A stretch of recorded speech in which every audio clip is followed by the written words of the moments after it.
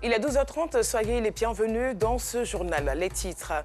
La journée mondiale de la liberté de la presse, célébrée tous les 3 mai dans le monde entier, a été commémorée en Côte d'Ivoire ce mardi 3 mai avec pour thème le journalisme sous l'empire du numérique. Et puis au Mali, la junte au pouvoir a annoncé rompre les accords de défense avec la France et ses partenaires européens. Nouvelle manifestation de la dégradation des relations entre Bamako et ses anciens alliés dans le combat contre les djihadistes. Une fois de plus, soyez les bienvenus. Ce mardi 3 mai marque la journée mondiale de la liberté de la presse. À cette occasion, la maison de la télévision ivoirienne à Cocody a abrité la célébration de la journée. Cette 29e édition, avec pour thème le journalisme sous l'empire du numérique, a été organisée par l'Union nationale des journalistes de Côte d'Ivoire, UNJCI, et les organisations professionnelles des médias. Après la traditionnelle marche de la RTI, en passant par la Cité des Arts et l'INADES pour revenir à la RTI, les journalistes venus nombreux se sont retrouvés au stade de la haute fréquence où s'est tenue la cérémonie en présence des femmes et hommes de médias et des représentations diplomatiques en Côte d'Ivoire. Blockchain Wolf Tech Innovation, une start-up spécialisée dans le développement technique d'applications, a signé un contrat de partenariat avec l'Université virtuelle de Côte d'Ivoire. Cette collaboration stratégique entre les deux structures va permettre le renforcement de la formation et le développement de la technologie blockchain pour la promotion d'une nouvelle économie numérique. Nous y reviendrons dans nos prochaines éditions. L'Aïd el-Fitr est traditionnellement une occasion de repas de fête en famille, de visite à des proches et d'échange de cadeaux. Après donc la prière, les fidèles musulmans se sont retrouvés en famille. Notre reporter à Sitan Sogodogo a rencontré certaines familles à Koumassi, Cocody et à Tékoupé. Son reportage. Commune de Koumassi, quartier Prodomo, il est midi. La famille Ouattara s'apprête à partager le repas après la prière de l'Aïd el-Fitr. Mais ils vont devoir patienter encore un peu. Les femmes sont toujours dans la cuisine en train de concocter les plats tant attendus. La nourriture n'est pas vite prête aujourd'hui parce qu'on était à la mosquée. On doit finir la mosquée, venir plumer les poulets avant de commencer la préparation. Voilà pourquoi c'est un peu lent. On a fait un peu de salade, de nems, de crudités pour eux. À 12h30, nous quittons la commune de Koumassi pour la commune de Cocody à la Riviera. Chez les Dambélé, ce sont les retrouvailles. Neveux, cousins, oncles, nièces sont tous présents. Aujourd'hui, c'est la fête. J'ai reçu la visite de mes frères cadets qui sont venus avec toute leur famille, femmes et enfants, afin qu'on partage ce repas qui marque la fin du Ramadan, du mois saint. Et c'est l'occasion pour moi de souhaiter une très bonne fête de Ramadan à tous les musulmans de Côte d'Ivoire et du monde entier. Que le jeûne que nous venons de faire, que Dieu nous rétribue à notre juste valeur et que la paix règne dans notre beau pays et bénisse les dirigeants de ce pays. Ici aussi, les plats ne sont pas encore prêts. Les jeunes de la famille Dambélé patientent avec du thé. Pour le moment, on est là, on attend la nourriture. Comme elle n'est pas encore prête, on est là prendre du thé pour le moment et en train de patienter. Puis on cause en toute convivialité. Comme c'est la fête, tous les frères et puis les amis sont venus nous rejoindre pour partager les repas avec nous. Après quelques minutes d'attente, le chef de famille veut savoir où en sont les femmes. Comment? C'est pas prêt depuis là. Nous mettons le cap sur la commune d'Atekoubé. Ici, tout est prêt. Les collaborateurs du ministre Tchaba Laurent sont chez lui pour lui faire goûter les plats préparés par leurs épouses. Et cette année, nous avons choisi d'innover et tous les musulmans qui font partie de mon équipe, normalement, tous les ans, chacun prépare pour m'envoyer à manger. Donc cette fois-ci, on a dit, tous les plats que vous allez préparer, on va les rassembler. Moi aussi, je vais préparer. Ceux qui ne sont pas musulmans, qui sont chrétiens, qui sont dans l'équipe, vont préparer et puis on met tous les plats et puis on se retrouve pour partager et faire la fête du Ramadan avec la communauté musulmane. Toujours dans la commune d'Atekoubé, la famille Bakayoko, contrairement aux autres familles, a déjà déjeuné. Les femmes s'apprêtent à cuisiner le dîner. Aujourd'hui, je suis en train de préparer une bonne soupe pour ce soir. Bonne fête à tous les musulmans. Nous quittons les lieux au moment où les enfants se préparent pour le traditionnel Sambé Sambé. Toujours au sujet de la fête de l'Aïd el-Fitr, un peu plus tôt dans la journée du 2 mai, les fidèles musulmans se sont rendus dans les mosquées pour la prière matinale. Rendons-nous donc dans la commune de Koumassi et à Yamoussoukro, la capitale politique ivoirienne. Séparés de leur plus beau boubou que les fidèles musulmans de la commune de Koumassi ont pris part à la prière de l'Aïd. L'imam Daouda Konaté de la grande mosquée s'est appesanti sur la préservation des acquis du mois du Ramadan. Plusieurs élus, dont le maire Cissé Ibrahim Bakongo, ont pris part à cette prière. Il voudrait remercier les populations de Koumassi. Le jeûne des musulmans s'est passé dans la quiétude, dans la tranquillité. Notre commune est une commune paisible aujourd'hui et nous en sommes fiers. La prière a pris fin par des bénédictions. La communauté musulmane de Yamoussoukro n'a pas failli à la tradition de l'islam. Trapés de leurs plus beaux habits de fête, les fidèles musulmans ont pris d'assaut la cour de la grande mosquée pour la prière marquant la célébration du Ramadan. Prière de fin de jeûne musulman. Dans son serment, après les 2 rakats, l'imam central de Yamoussoukro, Seydou Silla, est revenu sur la question de l'éducation des enfants, avant de prier pour les autorités du pays et la consolidation de la cohésion sociale en Côte d'Ivoire. Chers parents, notre responsabilité est grande dans l'éducation de nos enfants. Je vous exhorte à renforcer la pédagogie et la sensibilisation des jeunes. Le message de l'imam, bien perçu par les élus et cadres de la localité.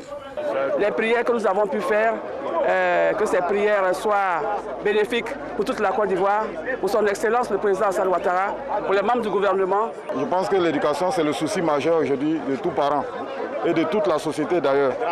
Donc il a fait beaucoup de prières aussi pour que les parents puissent vraiment aller vers cette responsabilité-là. La grande mosquée de Yamoussoukro connaît en ce moment des travaux de réhabilitation. L'imam Seydou Silla n'a pas manqué de témoigner sa reconnaissance à tous ceux qui œuvrent pour cette réhabilitation. Justement, à l'occasion de la fête de Ramadan, l'ONG Al-Mouassat a remis des kits hygiéniques au personnel soignant du centre hospitalier universitaire de Treichville pour le soin des patients démunis hospitalisés. Rosemond Kini, Maïssa Kogei. Des kits hygiéniques d'une valeur de 3 millions de francs CFA ont été remis au personnel soignant du CHU de Treichville, une initiative de l'ONG Al-Mouassat qui vise à lutter contre l'indigence dans les hôpitaux. En islam, la fête a 2 volets. Il y a le volet spirituel, il y a la prière que nous avons effectuée, il y a aussi le volet social. Et comme nous sommes à l'hôpital, nos parents, ce sont les malades. Donc nous avons décidé de pratiquer ce volet social-là en étant au chevet des malades. Ce don-là va permettre de soulager à la fois les malades et à la fois les praticiens par rapport aux malades qui vont venir aux urgences de chirurgie. Ce sont des dons de première nécessité, de telle sorte que lorsque les malades arrivent aux urgences, on peut vraiment les prendre en charge, leur mettre des perfusions, leur mettre des pansements compressifs, éventuellement leur donner des antidouleurs, des antalgiques, etc., etc. On pourra les prendre en charge chap-chap, comme on dit. Depuis plusieurs années, l'ONG Al-Mouassat s'active à renforcer le plateau technique des hôpitaux en Côte d'Ivoire. Plus au sud d'Abidjan, également en santé, dans la commune de Port-Bouët, le conseil municipal a initié une opération de dépistage de la cataracte. Ce sont 1200 personnes qui ont été dépistées, à l'issue desquelles 650 personnes, dans les cas nécessitaient une opération chirurgicale, ont été pris en charge par la municipalité. Le point avec Clément Bocco. Damas est un retraité qui vit dans la commune de Port-Bouët. Il perd la vue à la suite d'une cataracte. Depuis lors, il ne peut plus vaquer à ses occupations. C'était difficile pendant 3 ans. Je suis resté au salon. Quand j'entends un bruit, je demande « Qui est là? Qui est là ?» Et mon épouse ne comprenait pas cette souffrance. Elle s'est levée.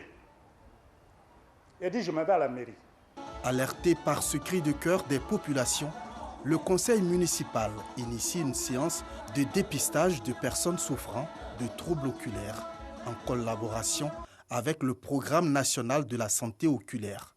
Car, comme Damas, beaucoup de personnes de Port-Bouët sont atteintes de troubles oculaires. Sur 1200 consultations de malades souffrant de la cataracte, 655 actes chirurgicaux ont été réalisés, vous permettant ainsi d'avoir une acuité visuelle nettement améliorée ou parfaite. Une joie des populations exprimée ce jour avec cette cérémonie de reconnaissance au député maire Sylvestre Émou. Sylvestre Émou n'entend pas s'arrêter là. Nous prévoyons pour 2022 de lancer des opérations de chirurgie pour les malades souffrant de hernie et de fibrome. Un autre pan de nos actions en 2022, et non des moindres, consistera à distribuer gratuitement des lunettes optiques à plus de 1000 élèves des écoles primaires et secondaires de notre commune. En Côte d'Ivoire, le Programme national de la santé oculaire a examiné 13 088 patients lors de campagnes lancées dans 29 localités. 3 320 cas de cataracte opérés et 2178 paires de lunettes distribuées rien que pour l'année 2021. Je l'annonçais tout à l'heure, en technologie, blockchain, Wealth Tech, innovation, une start-up spécialisée dans le développement technique d'applications a signé un contrat de partenariat avec l'Université virtuelle du Côte d'Ivoire. Cette collaboration stratégique entre les deux structures va permettre le renforcement de la formation et le développement de la technologie blockchain pour la promotion d'une nouvelle économie numérique. Colette Ilboudo.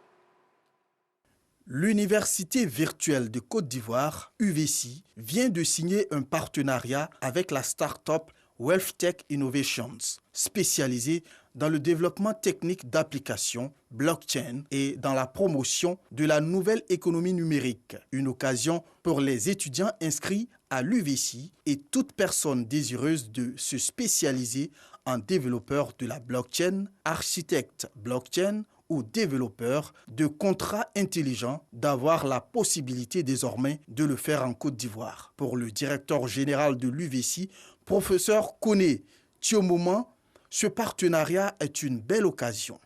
Il a salué ce mariage qui, selon lui, vient apporter un plus important dans le développement de l'économie numérique en Côte d'Ivoire. C'est un tournant important parce que pour que nous soyons développés, il faut que nous puissions faire de la recherche sur nos propres problèmes.